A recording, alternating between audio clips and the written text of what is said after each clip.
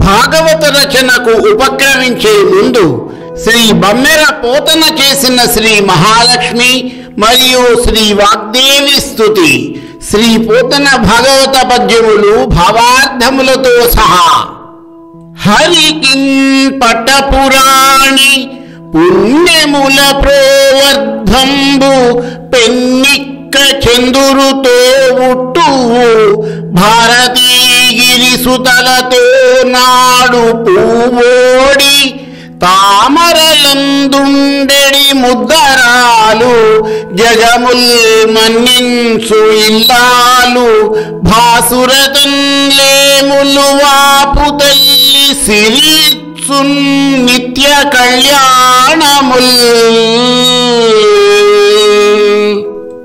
స్థితికారుడైన శ్రీ మహావిష్ణువునకు పట్టపుదేవి శ్రీదేవి పుణ్యములు రాశీభూతమై ఉన్నటువంటిది సిరి సంపదలకు పెన్నిధి ఐశ్వర్య ప్రదాత చంద్రుని సహోదరి సరస్వతి పార్వతులతో ఆడుకునే పువ్వు వంటి శరీరము కలిగిన మాత తామర పుష్పములో ఆసీనురాలయ్యేది మూడు లోకములలోనూ పూజింపబడు మహనీయురాలు తన చల్లని చూపులతో దారిద్ర్యాన్ని తొలగించే తల్లి అయిన శ్రీ మహాలక్ష్మి మమ్ములను కరుణించి మాకు నిత్యమంగళములను అనుగ్రహించుగాక.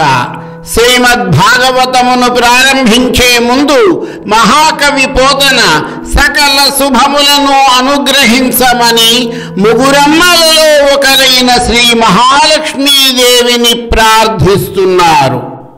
చంద్రుడు తన శీతలమైన కాంతితో సమస్త విశ్వమునకు చల్లదనమును ప్రసాదిస్తాడు. దేవదానవులు క్షీరసాగరమును మధిస్తున్న సమయములో పాలకడలి నుండి చంద్రునితో సహా ఆవిర్భవించినది కనుక శ్రీ మహాలక్ష్మి చంద్ర సహోదరి అయి తన చల్లని చూపులను ప్రసరించి తన భక్తులను అనుగ్రహించుచున్నది. పుట్టంబుట్ట శరంబునన్ మొలవ అంభోయాన పాత్రంబునన్ నెట్టంగల్గను కాళికొల్వను పురాణింపన్ దొరంకొంటి మీదెట్టే వెంట దరింతు దత్సరణి నాకీవమ్మ ఓయమ్మ మేల్ పట్టున్మానకుమమ్మ నమ్మితి జుమి బ్రాహ్మీ దయాంభోనిధి.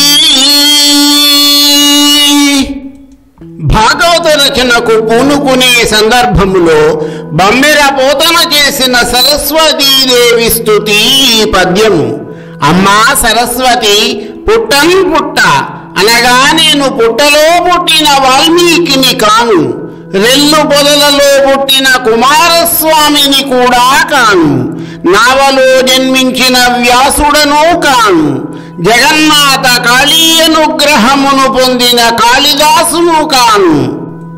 కవితా రచనలో వారికున్న ఘనత పటుత్వము నాకు ఏమాత్రమూ లేవు. అయినా నేను భాగవత పురాణాన్ని రచించాలనుకుంటున్నాను తల్లి. ఓ దయగల తల్లి బ్రహ్మాణి, నా యందు దయ ఉంచి నాకు తగిన శక్తిని ప్రసాదించమ్మా అని వేడుకుంటున్నారు. మరి రెండు పద్యములు వాటి భావార్థములతో మరలా మీ ముందుకు వస్తాను.